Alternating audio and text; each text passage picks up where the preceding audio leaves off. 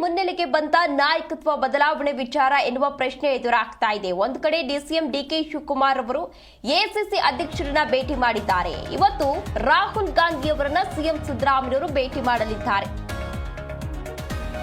ಮತ್ತೆ ಮುನ್ನೆಲೆಗೆ ಬಂದ ನಾಯಕತ್ವ ಬದಲಾವಣೆ ವಿಚಾರ. ಎಸಿಸಿ ಅಧ್ಯಕ್ಷರನ್ನ ಡಿಸಿಎಂ ಡಿಕೆ ಶಿವಕುಮಾರ್ ಅವರು ಈಗಾಗಲೇ ಭೇಟಿ ಮಾಡಿದ್ದಾರೆ.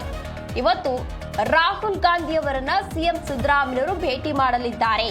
ಮೈಸೂರು ಮಾರ್ಗವಾಗಿ ರಾಹುಲ್ ಗಾಂಧಿ ಅವರು ಕೇರಳಕ್ಕೆ ತೆರಳಲಿದ್ದಾರೆ. ಹಾಗಾಗಿ ಅವರನ್ನ ಭೇಟಿ ಮಾಡುವಂತಹ ಸಾಧ್ಯತೆ ಇದೆ.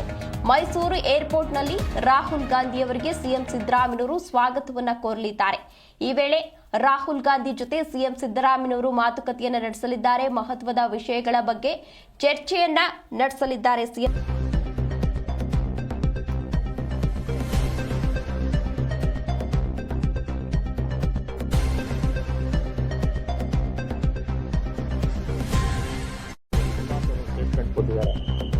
NIA ಕೊಡಬೇಕು, ಇವರೆಲ್ಲ ರೋಹಿಂಗ್ಯಾ ಮುಸ್ಲಿಮ್ಸರು ಅಂತೆಲ್ಲ ಹೇಳ್ತಾರೆ.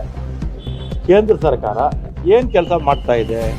ರೋಹಿಂಗ್ಯಾ ಮುಸ್ಲಿಮ್ಸ್ನ ಇಲ್ಲಿ ಕೋಗಿಲಿನಲ್ಲಿ ಯಾಕೆ ಬಿಟ್ರಿ ನೀವು?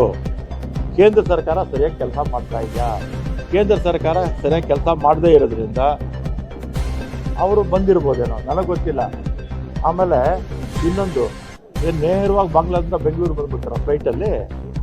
ಬಾಂಗ್ಲಾದಿಂದ ಎಲ್ಲಿ ಬರಬೇಕು? ಬಾಂಗ್ಲಾದಿಂದ ಎಷ್ಟು ಅಕ್ಕಪಕ್ಕ ಎಷ್ಟು ರಾಜ್ಯಗಳಿದೆ, ಎಷ್ಟು ರಾಜ್ಯಗಳ ಮೇಲೆ ಬೆಂಗಳೂರು ಬರಬೇಕು?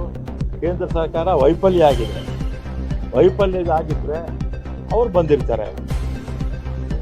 ಆಮೇಲೆ ಅಲ್ಲಿ ಸೈಟು ಅಷ್ಟೇ, ಯಾರು ಜಿನೈನ್ ಇದ್ದಾರೆ ಅವರು ಮಾತ್ರ ಕೊಡ್ತೀವಿ ಅಂತ ಮುಖ್ಯಮಂತ್ರಿಗಳು ಹೇಳಿದ್ದಾರೆ.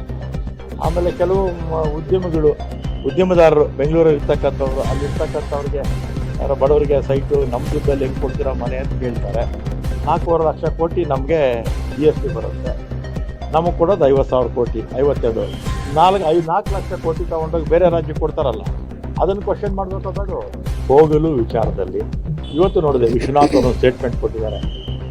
NIA ಕೊಡಬೇಕು, ಇವರೆಲ್ಲ ರೋಹಿಂಗ್ಯಾ ಮುಸ್ಲಿಮ್ಸರು ಅಂತೆಲ್ಲ ಹೇಳ್ತಾ ಇದ್ದಾರೆ. ಕೇಂದ್ರ ಸರ್ಕಾರ ಏನು ಕೆಲಸ ಮಾಡ್ತಾ ಇದೆ?